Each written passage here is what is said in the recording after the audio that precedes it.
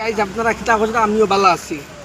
আজকে এমন একটা জায়গার মধ্যে আইছি, কেন আইয়াও কিছু গাছের লতা পাতা ফল মূল দেখিয়া প্রায় সময় আমি কই কেন আইতাম, কিন্তু সময় পাই না। আজকে এইগুলার তনে ফার জঙ্গল তনে আমি মানুষ গিয়া যেগুলা নেবানি লোয়াই ওগুলা মানুষে আমি দেই, কিন্তু আজকে আমি নিজে স্বয়ং এখানে আইছি। এখান তনে আইয়া কিছু বস্তুগুলো আমি নিজে তুলিয়া নিয়া ওই তখন একটা গাছের শিকড় তুলবা এটা কিতার লাগিয়া।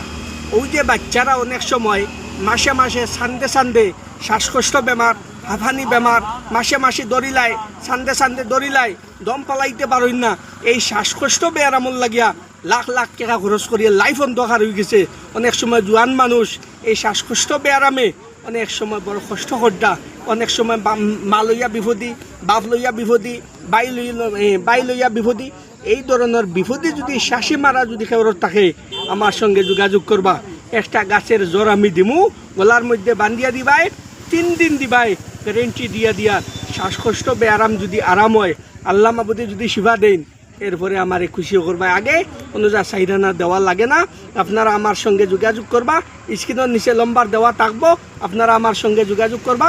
কঠিন জটিল যে কোনো রোগের জন্য ইনশাল্লাহ আপনারা আমার সঙ্গে যোগাযোগ করবা। আমি আপনারা সুপরিচিত কবিরাজ নাজিম ভাই।